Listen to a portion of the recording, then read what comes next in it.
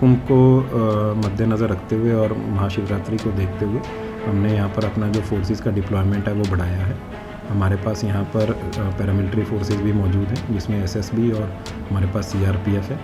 इनकी हमने shift wise duties बनाई गई हैं, इनकी क्यूआरटीज़ बनाई गई हैं। जो हमारे प्लेटफॉर्म्स हैं, जो हमारे फुटओवर ब्रिजेज़ हैं या जो हमारे सर्कुलेटिंग एरियाज़ हैं, जो हमारे एंट्री पॉइंट्स हैं, सभी पर सबकी ड्यूटी लगी हुई है, शिफ्ट वाइज है, उसकी मॉनिटरिंग हम करते हैं। इसके अलावा हमारे पास यहाँ पर 100 से ज़्यादा कैमरेज़ हैं, जिनकी जो लाइव फीड है वो हमारे आरपीएफ के द्वारा मॉनिटरिंग की जा रही है।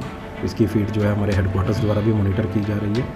इसके अलावा महाशिवरात्रि को देखते हुए हमने जो थोड़ा सा यहाँ पर चेंजेस किए हैं, हमने यहाँ पर 3 नए बाड़े या होल्डिंग एरियाज़ 3 नए बनाए हैं, जिसमें हमने बिहार स्पेसिफिक, अयोध्या स्पेसिफिक और प्रयागराज स्पेसिफिक बनाया है।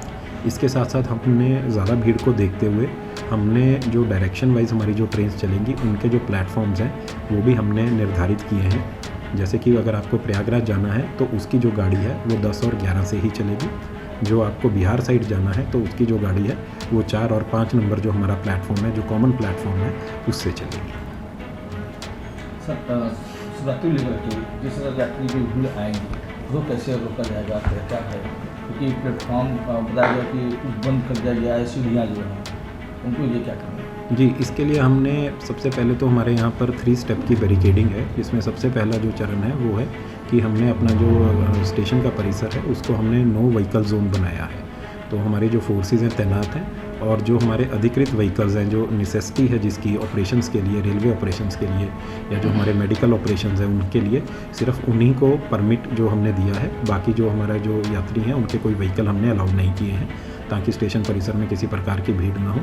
दूसरा, हमने एक बैरिकेडिंग का जो सेकंड लेयर है वो बनाया है, जिसमें हमारे जो यात्री हैं, जो या तो रिज़र्व टिकट है उनके पास या जो उन्होंने अनरिज़र्व का भी अगर टिकट लिया है और उनकी जो ट्रेन है वो अगले 1 से 1.5 घंटे में है, सिर्फ हम उन्हीं को जाने दे रहे हैं। बाकी लोगों को हमारा जो स्टाफ है वो निवेदन करके जो हमने नए होल्डिंग एरियाज़ बनाए हैं वहाँ पे भेज रहा है, वहाँ पे गाइड कर रहा है। इसके अलावा प्लेटफॉर्म्स पर भी हमारी क्यूआरटीज़ डिप्लॉयड है, हमारा कमर्शियल का स्टाफ डिप्लॉयड है। यदि किसी पैसेंजर को किसी प्रकार की कोई असुविधा है या किसी प्रकार का असमंजस है तो वह उनसे भी मदद ले सकता है। इसके साथ हमने एक जो यहाँ पर सभी अपने स्टाफ को काउंसिल किया है कि जो अनाउंसमेंट्स हैं वो सही से होती रहें, रेगुलर टाइम पे होती रहें और किसी भी दिशा दशा में जो प्लेटफॉर्म है गाड़ी का वो ना बदला जाए। ट्रेनें बढ़ाई गई? जी, हम स्पेशल ट्रेन्स चला रहे हैं। अगर हम पिछले कुछ दिनों की बात करें तो औसतन हर दिन 10 नई स्पेशल ट्रेन्स जो हैं वो वाराणसी स्टेशन से जो है उनका उद्गम हो रहा है। ये ट्रेनें जो हैं प्रयागराज की तरफ, अयोध्या की तरफ, बिहार की तरफ चलाई जा रही हैं। हम हर 2 घंटे पे जो हमारा टिकटिंग का डेटा है, अनरिजर्व टिकटिंग सिस्टम, उसका जो डेटा जनरेट होता है उसके बेसिस पर हम ये तय करते हैं कि यात्री को कहाँ जाना है और उनकी डिमांड के अनुसार हम तुरंत जो है। मैं रोहतास बिहार से हूँ, सासाराम। हाँ जी, अभी तो यही कितनी भीड़ है कैंट पर वाराणसी में, क्या कहेंगे? भीड़ तो काफ़ी है, लेकिन व्यवस्था बहुत अच्छी है कि बहुत सारी भीड़ होने के बावजूद, बहुत अच्छा व्यवस्था होने के बावजूद, भीड़ होने के बावजूद सब कुछ मैनेज हो जा रहा है अच्छे से। यहाँ ट्रेनें मिल जा रही हैं समय से? हाँ, ट्रेन तो अभी फ़िलहाल ट्रेन तो लेने ही आए हैं, तो अभी तो खुलने वाली है, मेरी ट्रेन आने वाली है इसके बाद। भीड़ कितनी यहाँ पर है? ट्रेन को कैसे चढ़ पाएंगी आप? अब तो देखना पड़ेगा, अब तो आने के बाद ट्रेन ही बता पाएंगे ना उसके बाद। लेकिन बाकी काम से आई थी, बनारस आई थी। कितनी भीड़ यहाँ पर है, क्या दिखा? बहुत भीड़ है स्टेशन पे, तो खासकर बहुत भीड़ है। लेकिन यहाँ पे रूल्स रेगुलेशंस भी अभी कुछ है कि बिना टिकट के जंक्शन में एंट्री नहीं है, तो दैट इज़ गुड। लेकिन फिर भी भीड़ इतनी है कि रूल्स रेगुलेशन अपने चीज़ों पे काम उतने नहीं आ रही है।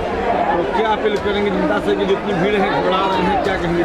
बस पेशेंस बना के रखना है, ज़्यादा भाग दौड़ इधर उधर ज़्यादा ना करें और अफवाहों पर ध्यान ना दें। अफवाहों पर ध्यान ना दें, मेरा रिक्वेस्ट है, क्योंकि मॉब मेंटालिटी ऐसी होती है कि लोग अफवाहों की तरफ चले जाते हैं। तो कम से कम अफवाहों की तरफ ध्यान दें और सच्चाई के साथ अपनी अपनी प्रोसेस में अपने लोग लगे रहें। जो रूल्स हैं वो फॉलो करें और अफवाहों पे कम ध्यान दें।